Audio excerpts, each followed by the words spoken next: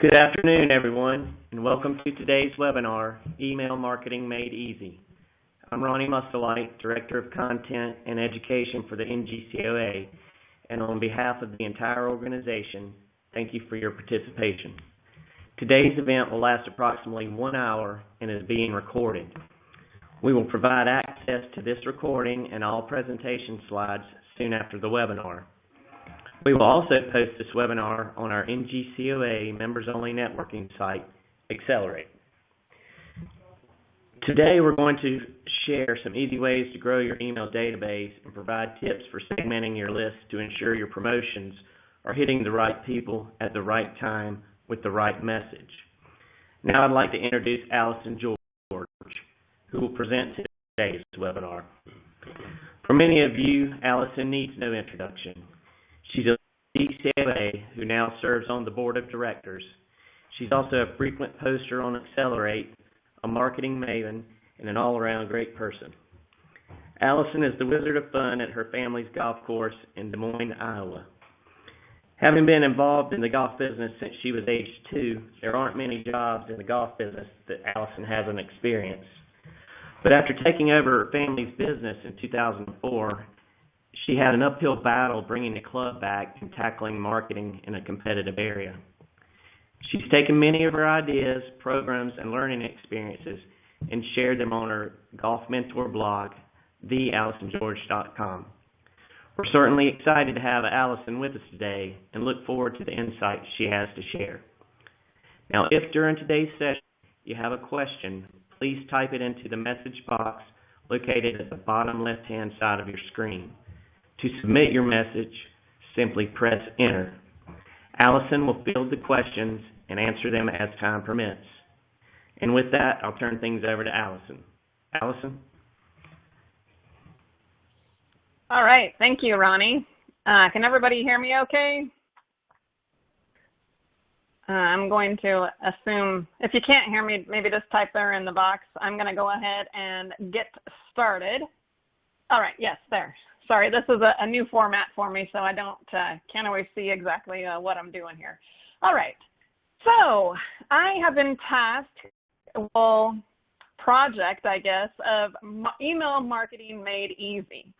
Now, before we get started, I do feel like I need to have a disclaimer that I was not the one who came up with this title.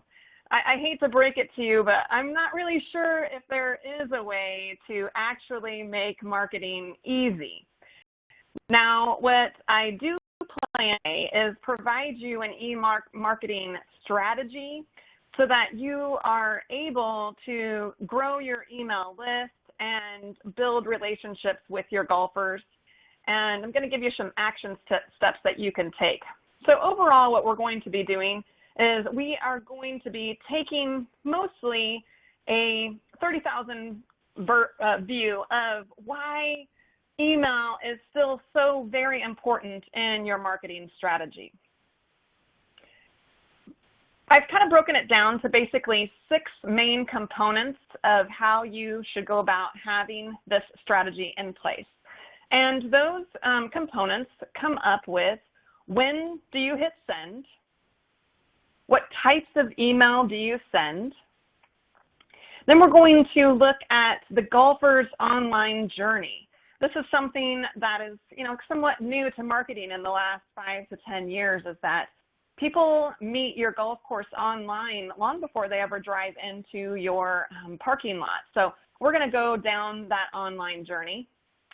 We're also going to talk a little bit about writing for your golfer. For those of you who do not know, I went to school actually to be an English teacher, and so we're going to talk about some copywriting because, quite frankly, golf courses are really bad at it. So I'm going to give you some tips on how you can write to be more engaging for your golfer.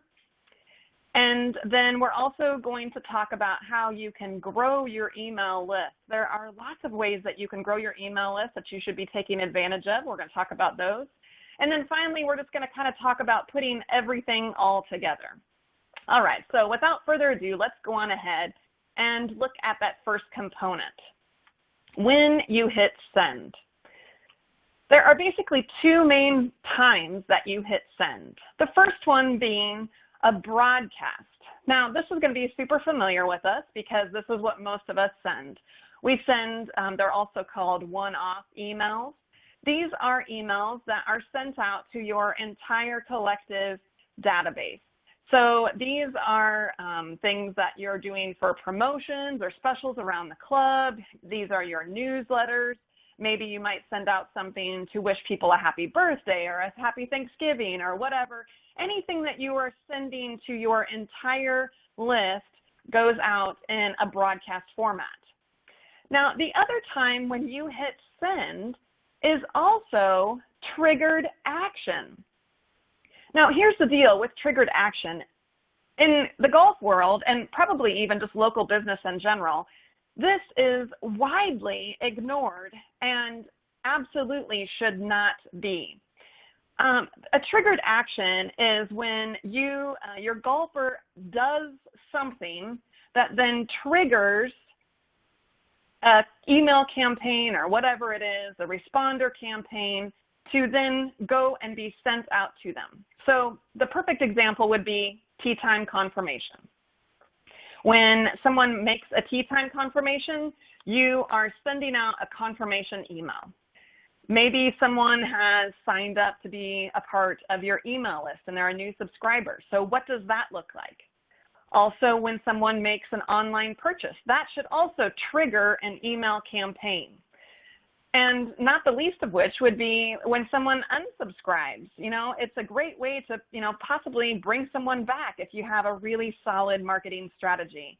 And then also when someone fills out a form online, maybe they're trying to book an event or sign up for a lesson, a wedding, whatever it is that might be at your facility. So anytime they're having an online inquiry, those will all be times where we would send out a triggered action. And my guess is that most of the time you have not even considered any of these emails in your overall strategy. You're probably simply using the canned emails that were provided by your email marketing service. And we're going to talk about how you can really step up your game and ultimately turn these into better sales by paying a little bit more attention to your triggered action emails. Most golf courses just simply do not use email effectively.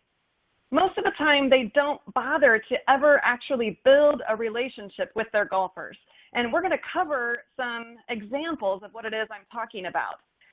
Email, when done properly, helps you to build a relationship with your golfers so that they are familiar with you and your brand, and it is an extension of your golf course. As far as I'm concerned, it honestly is just as important as the speed of your greens and the length of your grass. It's an entire component that all needs to come together. The main purpose of email is to educate and inform your golfers. You want to build a relationship with them. And by meaning that, one of the things that I have done differently is about 2 years ago, I stopped sending emails that were just from my family's golf course. So in the from, it no longer said just Toad Valley Golf Course. Now, when I send an email, I send it from Allison at Toad Valley. And that has made a huge difference because now when I'm working behind the counter or if someone, one of my staff members calls out my name, it happens almost every day where someone will stop me and say, oh my goodness, you're Allison, you're the one that sends the email. So what that did was it made an actual human who is the one sending the emails. And it helps to build a relationship. They feel like they know me. I make jokes about my brother, my kids, all sorts of things like that. So it causes a relationship to be built.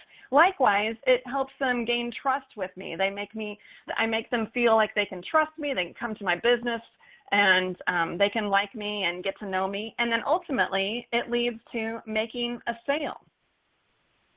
All right, so now we're going to talk about the different types of emails that you send. First of all, most of us send promotional emails.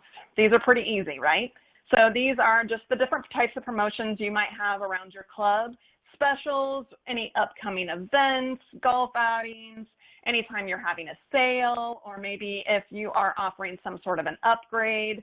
So this would be like maybe they have signed up for a lesson, and then that triggers them to get a promotional email that says, hey, you're in lessons, here's a 10% off discount for a new set of clubs or whatever. So those are the types of promotional emails. There are also transactional emails. Now, transactional emails are where you can take a lot of time to build a relationship with your golfer. And we do a terrible job at this as an industry. So these would be the confirmation email when they set up a tee time, when they make an online purchase, when they need to be reminded about their password, or when they hit that unsubscribe button. And in my example here, I have put a picture up there of what probably 90% of you, that's the confirmation email that you're sending out when someone makes a tee time. And you know what that tells me about that golf course? Absolutely nothing. It is a boring, canned message, and we can actually do so much better than that. I will give you an example. So in my confirmation email, when someone makes a tee time at my golf course, there is a section there where I'm required to fill in what my dress code is. Now, I'm not, I'm just an average Joe golf course. I'm nothing to write home about. And so our main dress code is that we require clothes. So I address that. And then I also tell people that kilts are, and they're not required, but they're strongly encouraged. And you would not believe how many people stop me and tell me how, oh, they forgot their kilt at home today or something like that. So just get out of your head and redo your confirmation email. Make it be something that builds a relationship with your golfer, shows your personality of what your golf course is. Same with when you are making an online purchase. So the email follow-up, once they make an online purchase, should maybe describe, how they can go about redeeming that online purchase. What are the other options that are available? How do they go about booking a tee time? If they've purchased lessons, where do they go when they come lessons? Try your best to answer questions before they ever even have to ask them. Likewise, in a password reminder, all it takes is just a couple of funny or casual sentences to change what is a boring email into something that shows your golf course's personality. And then also, obviously, with the unsubscribe, when someone unsubscribes, you can easily say, are you sure you don't like getting X, Y, and Z? So you can have a lot of fun with this. The third type of email are relational emails. So relational emails are when you are purposely trying to build on that relationship with your golfer. So these would be different social updates. If you have, when someone signs up for your newsletter, you might have a welcome series that has, 2 or 3 different emails that are, they're not just like, thanks for signing up for your newsletter. No, that's totally boring. You can do better than that. You want to provide information about your golf course, maybe where the bag drop is, or the history, who is the designer, who meet the staff. There's all sorts of different things that you can put in that welcome series that people will enjoy reading. Likewise, if you send out surveys, these, you don't want to do this super often, maybe once or twice a year, but these are all types of emails that help to build relationships with your golfers. If you have contests, we do a contest over March Madness, and then we also do one for the 12 days of Christmas. And so I send out emails letting people know how they can participate in those contests. All of them, I'm actually giving them something away. So I'm not actually making them give me money. I'm giving them either valuable information or coupons or whatever it might be. So those are basically 3 buckets of types of emails. So I want you to think a little bit. Think about all the emails that you write. Which bucket do they fall into? Do they fall into the promotional bucket, the transactional, or that relational bucket? Now, when my kids were little, they came home, I think it was like preschool or kindergarten. I can still picture my daughter walking through the door, and she would talk about how everybody walks around with invisible buckets. And you are supposed to be a bucket filler. And this is just meant to be, you want to be constantly trying to be filling people's buckets, being more positive than a bucket dipper who takes that. So this is why you really need to have a marketing strategy that includes all three types of emails. You do not want to be just a bucket dipper. So you have to be a bucket filler. And the bucket filler is where you are using those transactional and relational emails. That shows your golf course's personality, that shows its brand, that helps people to know who you are as a business, and it fills the bucket. And that way, when you go in and you ask for a sale or you're doing a promotion, then you're not constantly just taking from them. Some of the stuff you just give, and that is a good thing. You got to remember that purpose of email, the overall purpose is to educate and inform, build that relationship with your golfer. You want to gain trust and likability, and ultimately, we're all in it to make money, right? So we all ultimately want to make a sale. Okay, so now let's consider the golfer's online journey. Now, this is something that's kind of strange because when you really think about it, golfers meet your golf course. I'll have to come back to that, Brenda. I can't read it all in the little brief thing that pops up. So anyway, golfers, they come to your golf course from the online world long before they ever actually pull in your parking lot. So this is kind of a new concept, and you really need to wrap your brain around this of what is that first impression that you are giving online. So these are the things that they're going to go through. So the very first part of the customer's online journey is going to be awareness. Awareness is when they find out who you are, they find your website, maybe they find out from you from a Facebook ad. For instance, this last year, I started running Facebook ads for miniature golf birthday parties. For those of you who do not know, I have an 18-hole full golf course, a driving range, event center, and then also a miniature golf course as well. And so the miniature golf course is also 18 holes. And the miniature golf has been around for 13 years. The main golf course, this is almost our 45th year of being around.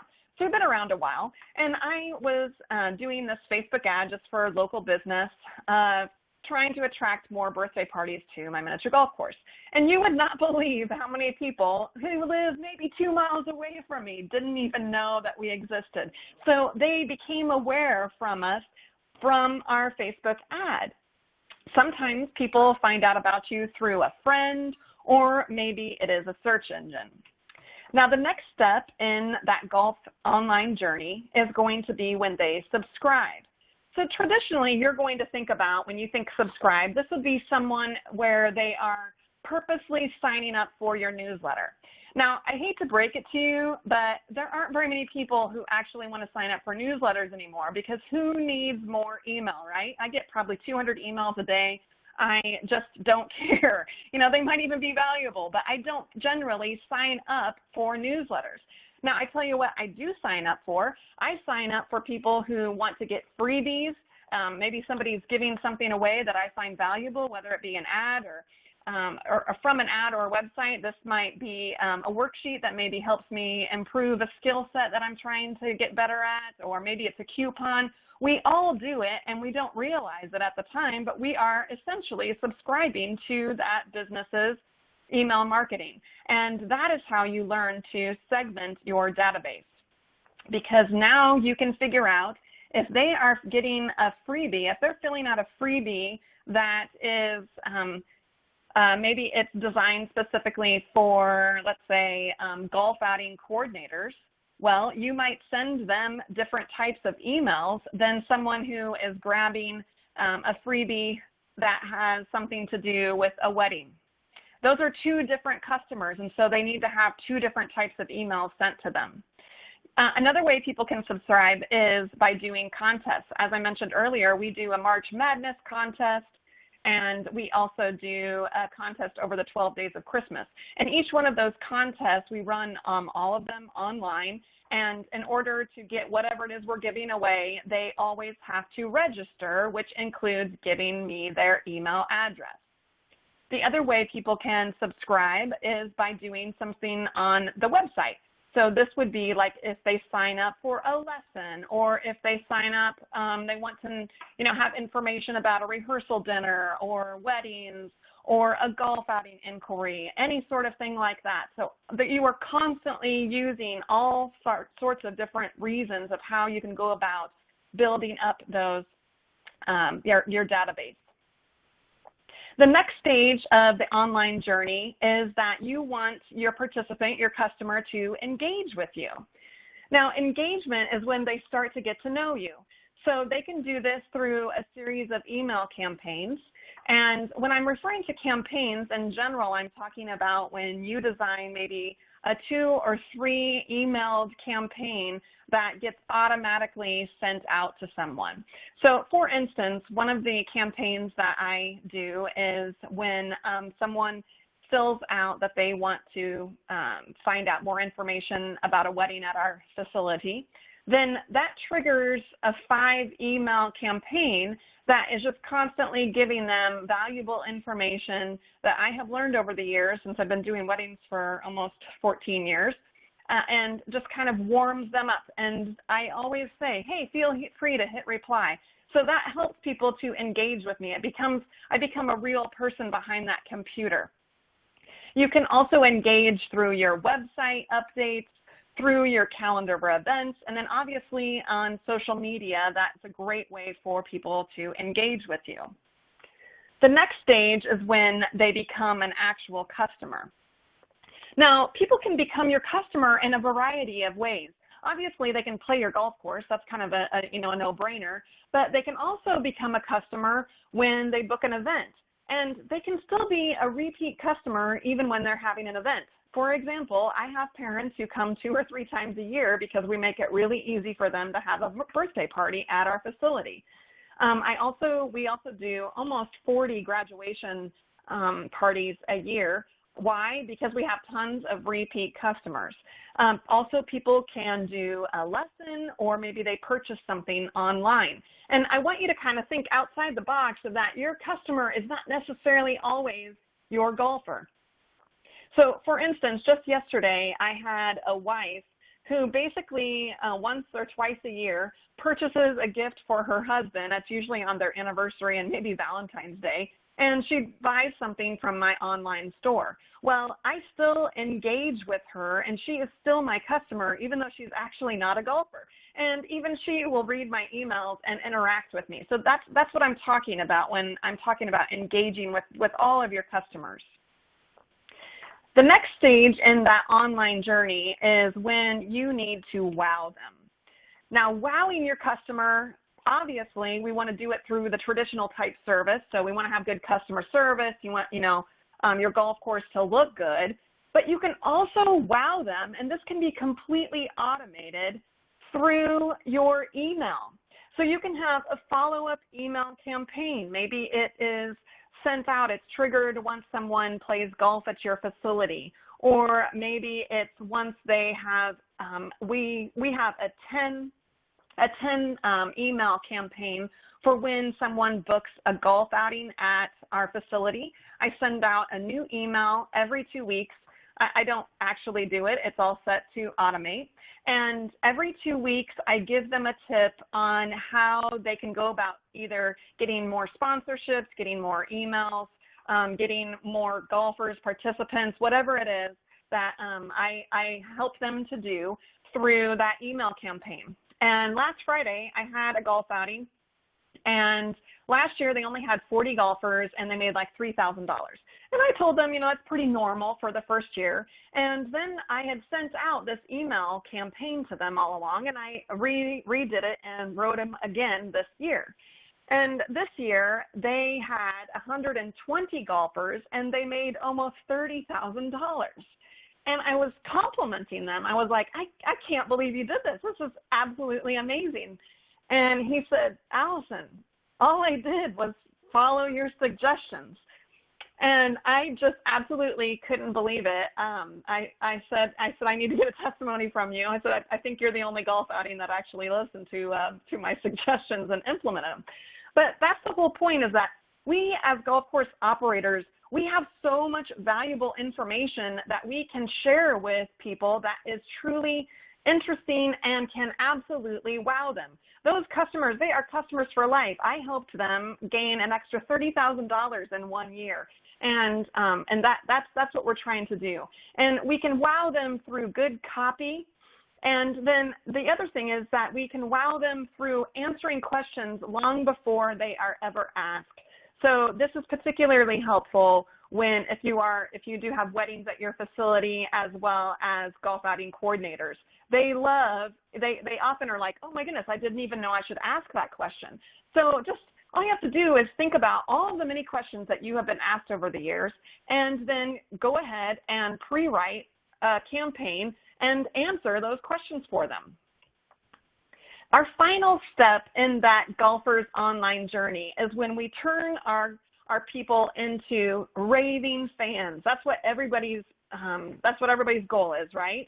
And so raving fans are when they tell others about you, they give you social proof, and then obviously the best form of marketing is word of mouth. Prime example is we have a ladies' night out. We teach about 100 women a year with a golf lesson, and they just absolutely love our program that we have put together.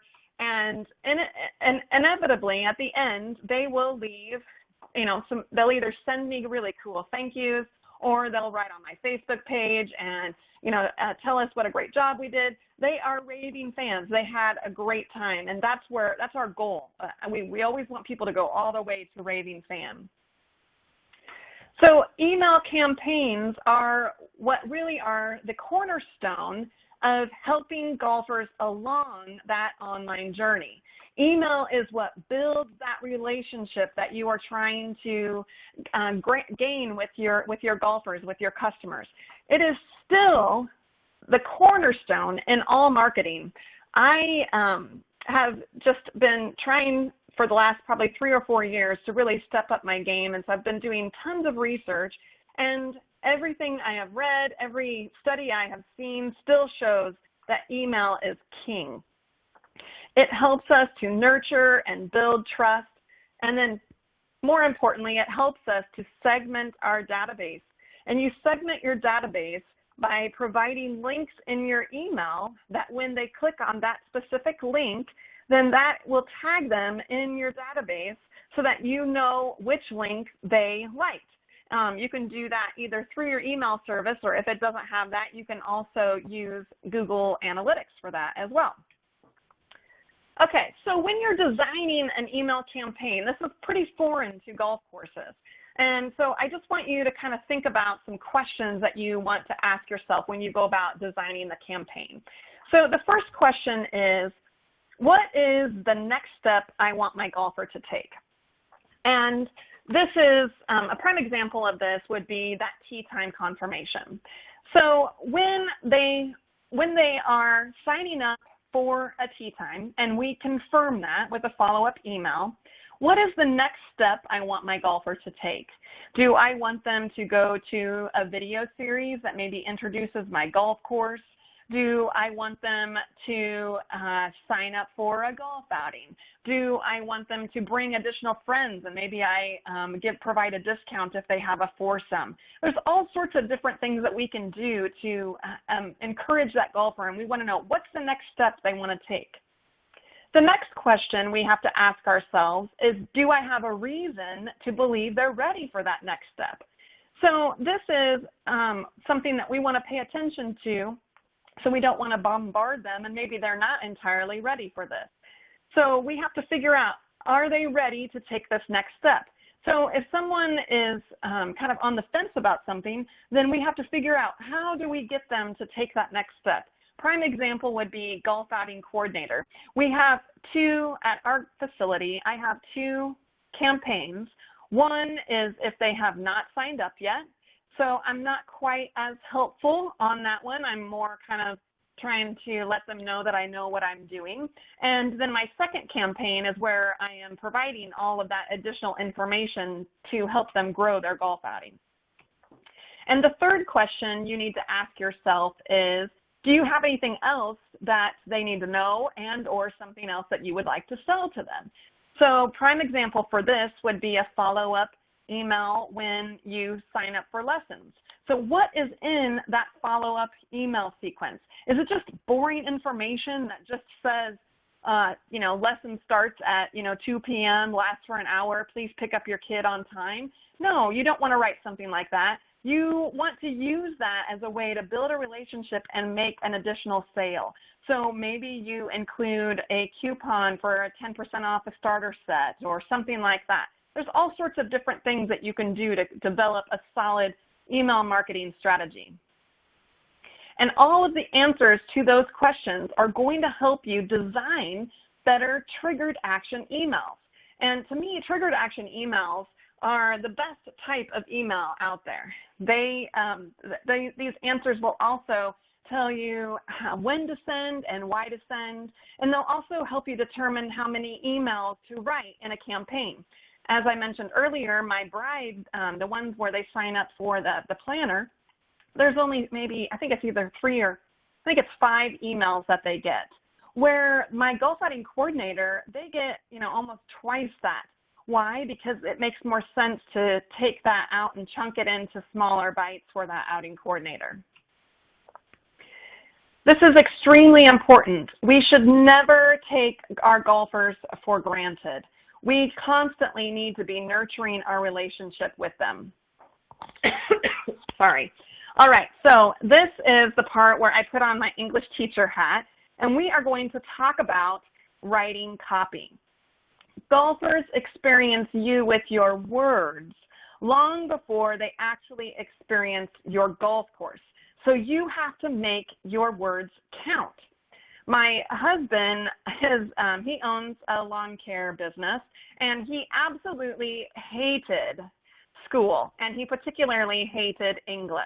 And he constantly says, I wish I would have known, 30 years ago that I was going to have to communicate with my words. I would have paid attention more in English class. And I think, we all kind of feel that way. But this is something that is extremely important. So I'm going to give you some tips here on writing for your golfer. So first of all, when you think of copywriting, you're probably thinking, no, I am not a copywriter. Well, here's the deal. You absolutely are a copywriter because the copy is everywhere. It's what is the presentation of what your business is. It is on your business cards. It is on your golf outing flyers. It is on your about page of your website. It's on your menu board. It's the video title. It's everything that you see. That is copy. Anywhere there are words, there is copy. And it is extremely important that you continue to spread your brand really well and establish who you are as a golf course. You're probably sitting there thinking, what is the big deal? Okay, so the big deal with copy is that it establishes who you are.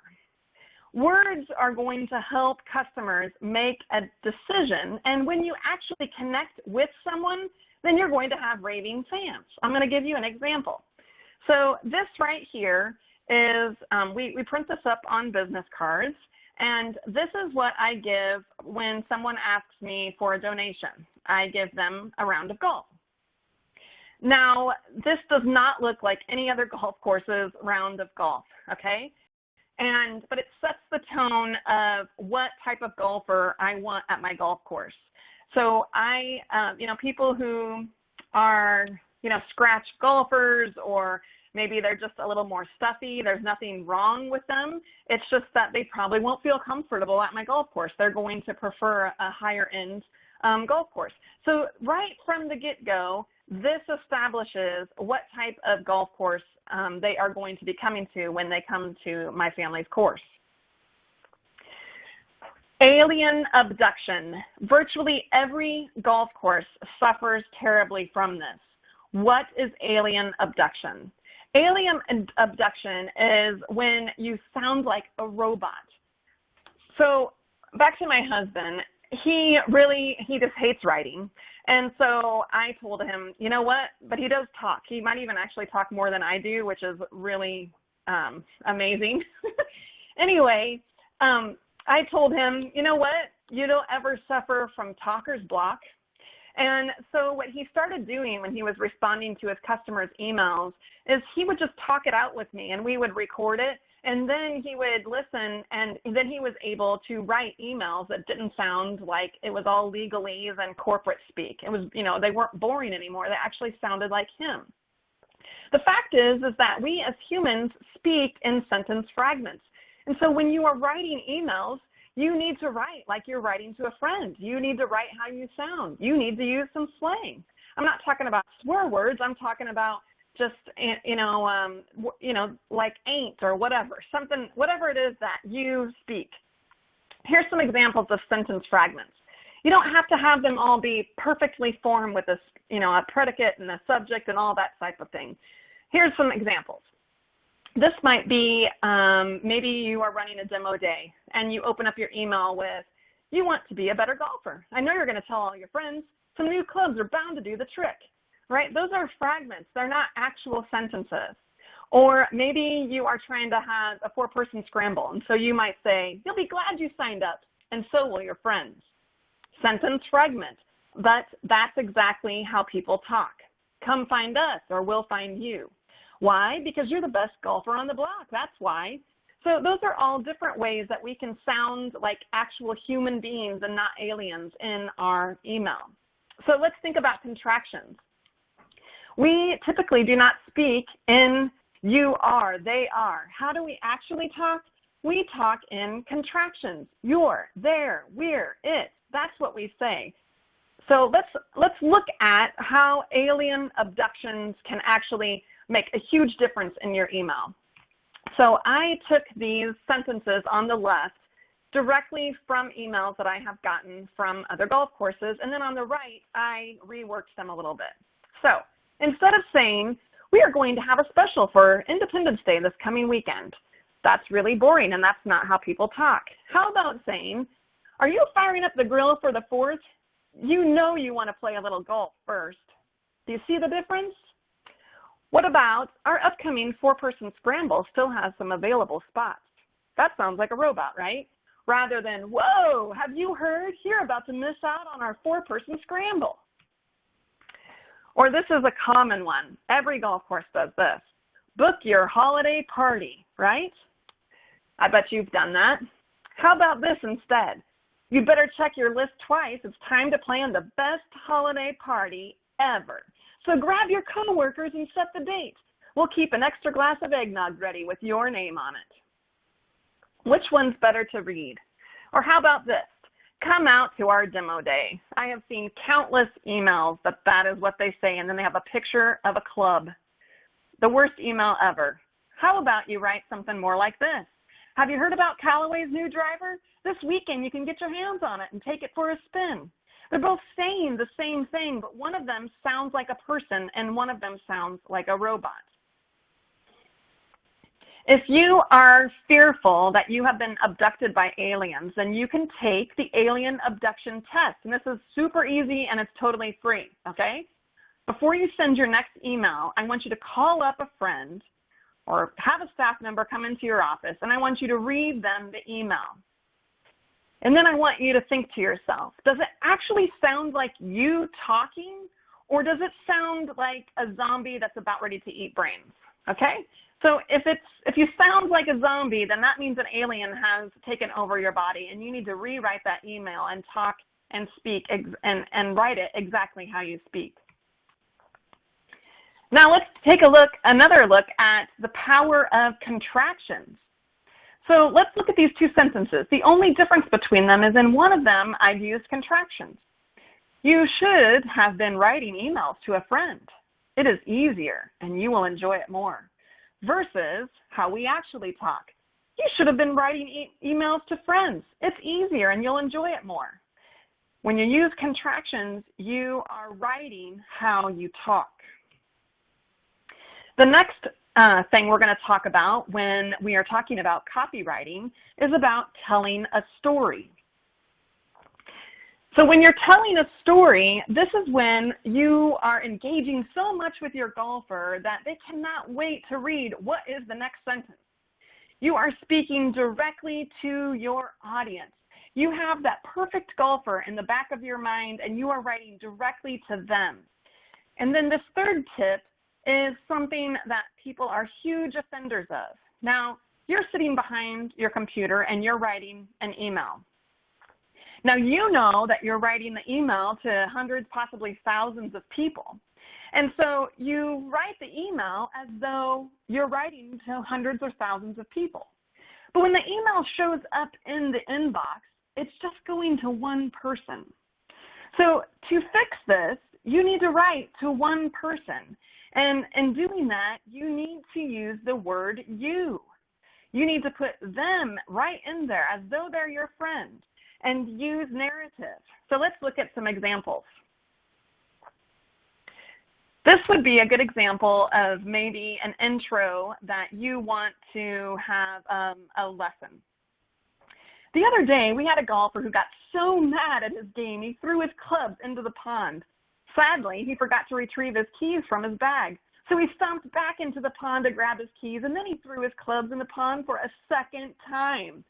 Do you have the urge to throw your clubs some days? Yeah, me too. I have the perfect cure for the throw your club syndrome. And just as a side note, this actually happened at our facility. So the guy threw his bag in twice. Anyway, this is just kind of telling a story. Now, this is an entire story, but you can also abbreviate. Another thing you can do is put your golfer in the story. So here's an example of this. Imagine this. It's the week of your family reunion, and your mother-in-law knocks on your door, then invites herself inside. Now, this would be a good example of introducing, maybe you are planning to have a special over the weekend, or maybe you are trying to sell, your facility for a place to hold a family reunion, some place where your golfer can avoid his mother-in-law, okay? So those are ways that you can tell a story. All right, I think we have one more after this. Our next aspect is details. Details are the magic sauce of emails. They help the golfer picture exactly where they are. This is going to sound familiar to you. Show, don't tell. That's what your English teacher always told you, and there's a reason for that. And the best way to determine whether or not you are actually showing and not telling is if someone reads your emails. Let's say Steven Spielberg reads your emails. Is he able to create a movie set based off of what that email says, or is he just like, I don't even know what that person's talking about? So let's give an example. Details they're so magical. How about we discussed it over lunch? Yeah, that's true. Versus we discussed it over hot dogs covered in chili, jalapenos, cheese, and onions. Boom, your golfer is suddenly stuck in your snack bar eating one of your hot dogs, right? You have placed him right where you want him, and now you can go on and you can tell him whatever it is that you're wanting to sell. Selling with the details are so important. Broad and basic sucks, and this is what most golf courses write. They write in broad and basic terms, but people naturally want to read the details. So I strongly encourage you to write like it's smoking hot gossip. They want to know all of the details. The final part when you are writing emails is in the CTA. That stands for call to action.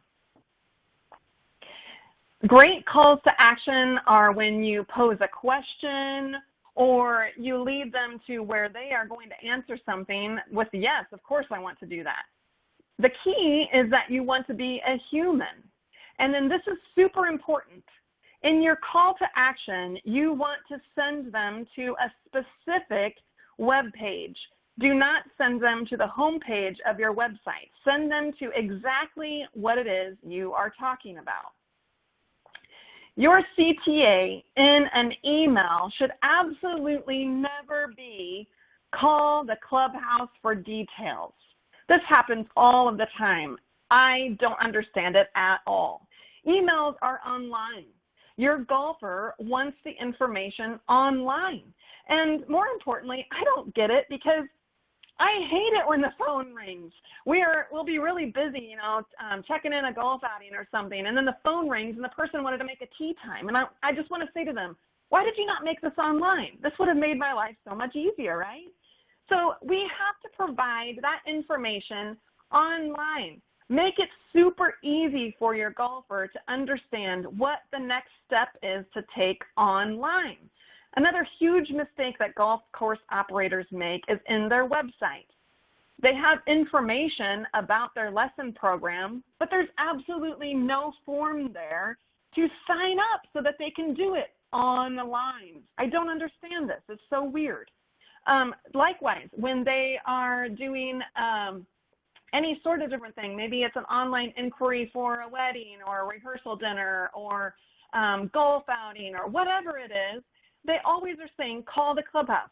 No, make a form and get them to sign up for your website and provide them all the information they need to do online.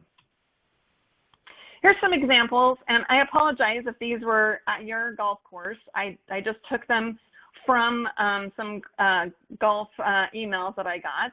I did remove the name, so hopefully I'm not offending anyone, but I just wanted to give you an example of what it is I'm talking about. So these are broad and basic emails, and they have terrible call to actions. Every single call to action is call the pro shop. This is crazy. Why would we want to call the pro shop when they are online? You need to provide them a direct link that finishes describing what this is that you're talking about. And, I'm not blaming golf course operators.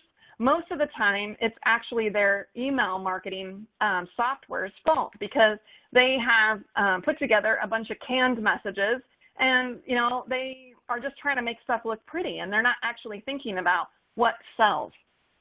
So I took the liberty to rewrite these emails. Now, I don't know what their actual promotion was, so I kind of ad-libbed a little bit. But let's just picture this email instead. Once again, reinforcing, when you write good emails, you're writing to your friend, okay? So rather than all these pictures and just a bunch of bullet points, what if you wrote instead, yes, the joys of summer. The kids are home from school. Their rooms are clean. The sounds of their laughter fill your home. Yeah, right. That must be your neighbor's kids. Your kids are ready to get out of the house. And more important, you want them out. What could possibly be better than a junior golf clinic? Let Bob, the instructor, take care of your little angels this weekend. The golf clinic is for an hour on Saturday and Sunday. Yep, you heard me, an hour of relaxation. Sign up your kids today before it's too late. So down there at the bottom, that last sentence, that's my call to action, and it should be linked directly to the sign up of how they can sign up to participate in these junior golf lessons. Next example. Here, I have no idea why they had these random tee times with the random pricing, and so I just kind of took the liberty to come up with this. So have you ever made a huge mistake? Yeah, me neither. Other than that time that I had some open tee times and really needed some golfers. By some golfers, I'm talking about you. Help me with this weekend and grab one of these tee times that are available. I'll even sweeten the deal for you. For all the details and a listing of the special tee times available, click here. And then that would take me to their website where I would have those specials as well as a link that helps me book online. Follow me? Okay. Here's another example. They have fall junior golf clinics. So it's fall. You know what that means? No, not football. I'm talking about pumpkin spice. You know the drill. Pumpkin spice cakes, pumpkin spice coffee, pumpkin spice pizza, pumpkin spice golf. Wait, what? Yeah, you heard that right. we're getting in on all things pumpkin spice. This weekend we'll be offering all the pumpkin spice golf your kids can handle. In the off season, it's just called Junior Golf Clinic, but you get the idea. We wouldn't want to ruin your pumpkin spice fall. There's room for ages 6 to 16, so get signed up today. And once again, that last sentence would be my call to action, which would then take them to my website where they could sign up for the Junior Golf Clinic. I do not want them to call the pro shop. The final aspect of writing for your golfer is subject lines. Subject lines are meant to build curiosity, provide some sort of a golfer benefit. Maybe they inflict some sort of scarcity, provide proof, whatever it is. Here's some examples. How the name of your golf pro fell in love with golf. Maybe that leads you to a blog post that you wrote about your golf pro. Don't buy this on Amazon. Maybe that's a special with your golf clubs. 5 steps to a better golf swing.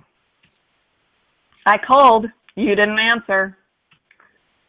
You missed the planning meeting. Or how about this?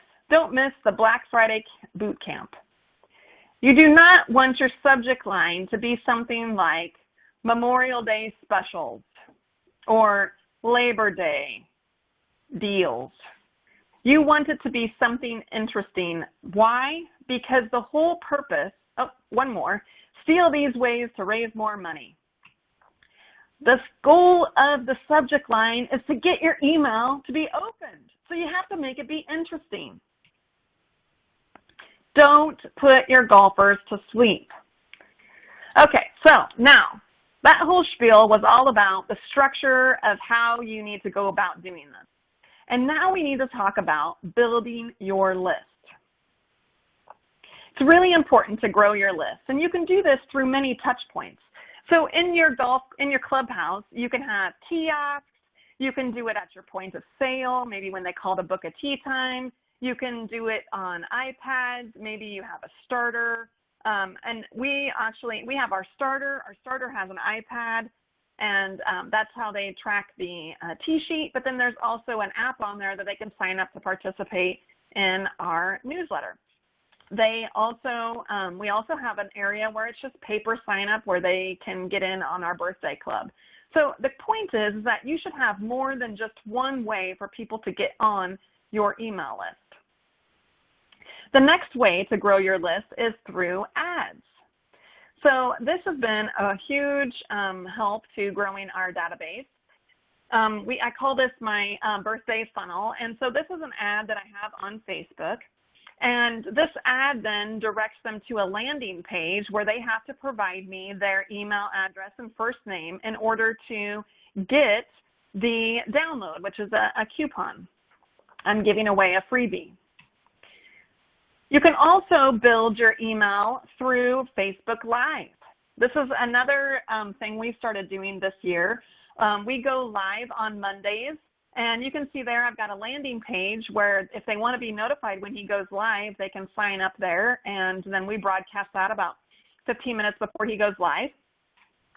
And this is just a friend of the family, and he provides golf tips. But you could do any sort of different things. Maybe your golf pro, either A, doesn't have time, or B, doesn't feel comfortable in front of the camera. So maybe you provide fundraising tips or tips on how to plan an event, or maybe you have a charismatic superintendent. You can talk about why to aerate, or why, greens have a different speed, or, the lengths of grass, all sorts of things that people find interesting. The point is that we go live, and it helps to build a database. The other thing you can do is you can create landing pages. I started doing this this last year, and I have had huge success with this. In fact, one weekend I added over 500 emails to my list through my landing page.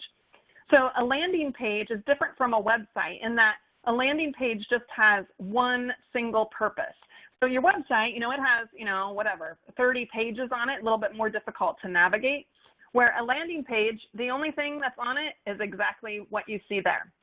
And so what the golfer does is they click on grab your coupon now, And then that prompts them to give me their name and email address, and then I turn around and it sends out an email campaign that then provides that coupon, which is just a PDF file, and it kind of takes them through that path.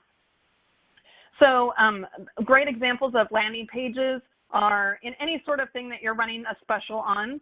Also, that birthday funnel, that uses a landing page. I also use a landing page for wedding inquiries, lesson signups. There's lots of great reasons to use landing pages. And the nice part about them is that they are just there for a single reason. So they're not drawing the golfer away to go do something else. There's only one thing he can do on this page, and that's to sign up to get the coupon. The last component of how you can go about growing your list is through freebies.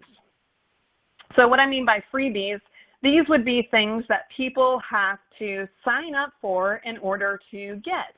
So this can be, and these would all be in a PDF format, and you can either make them on Word or whatever it is that you want to do, and then just save them as a PDF. So these would be coupons, golf tips. We do a wedding planner. Maybe it's how to play fast golf or different sorts of upgrades that add to your content or your blog post or something like that. So anything that's free information, but you have to have, it's kind of, they call it gated. So that means that you have to provide your email in order to attract this information.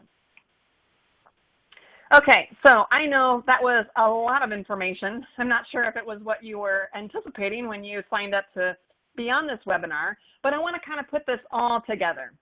So in order to be successful with your email marketing, you really need two key components. Those are, you need to know when to send and you need to know what to say. I really want you to stop writing crappy emails. They're awful. We can do better than that. We need to have a strategy. Now, I know I just went over all of this, and you're probably thinking, there is no way I have enough time to do all of that. This woman is nuts.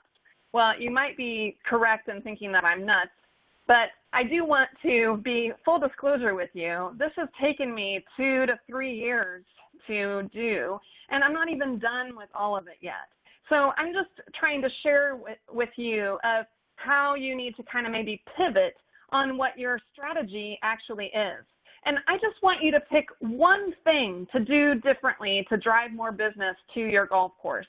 I want you to pick just one thing that you can do differently to build a better relationship with your golfer. So what is that? You got to pick your why. Why are you choosing to write this email? So these are just some of the things that I covered today. We talked about automating campaigns. We talked about adding personality to those action-triggered emails like the tee time confirmation. We talked about improving our copy. We talked about improving our CTA, our call to action. And then we also talked about growing your list.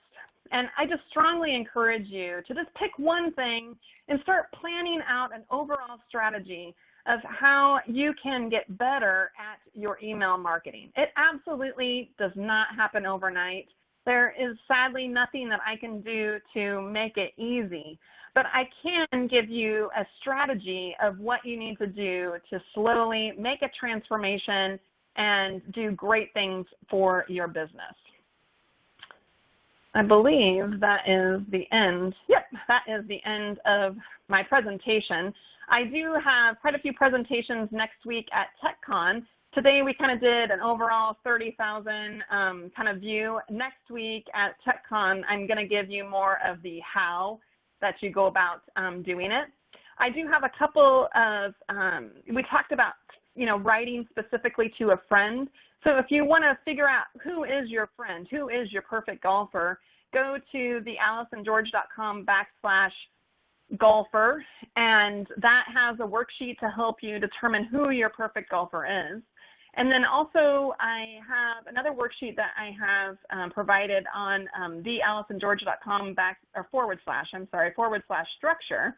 And those are a bunch of tips on how to write emails. So I think that brings me to the conclusion. I will hop over here and see if I can answer Brenda's question. Is it okay to combine the 3 types of emails into one? I personally, it's not, her question was, is it okay to combine those 3 types of emails into one, or should you keep them separate? There's not really any hard, fast rules to writing emails. The point is that you want to make sure that you are not being that bucket dipper where you're only ever asking your golfers for money. Sometimes you just want to give them something or build a relationship with them. So, obviously you can, in your copy, you can easily, build a relationship and still ask for something. So I think you can, sort of combine them a little bit. Does anybody else have any other questions?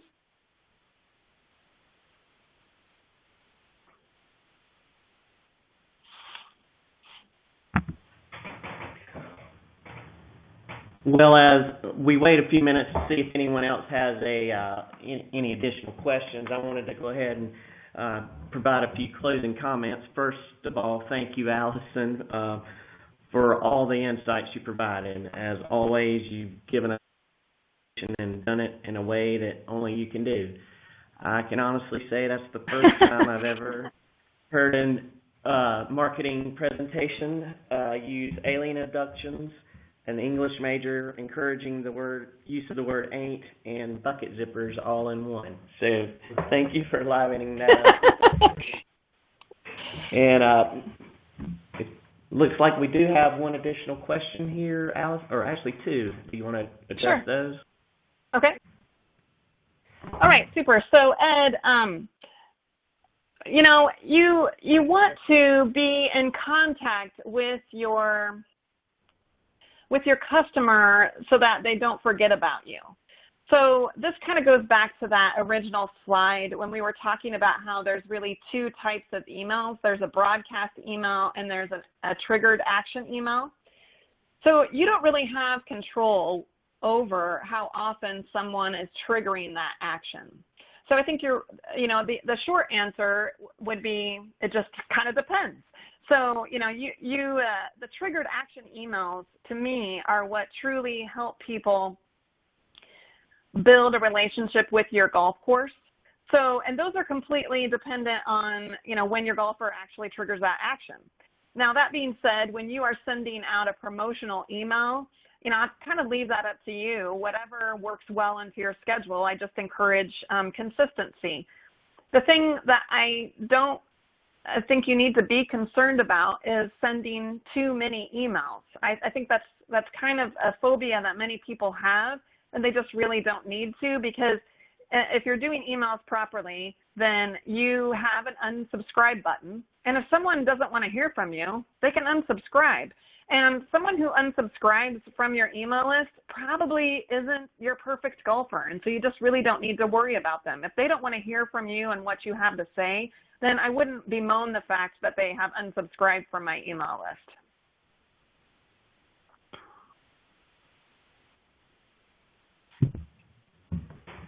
Okay, it doesn't look like there are any additional questions.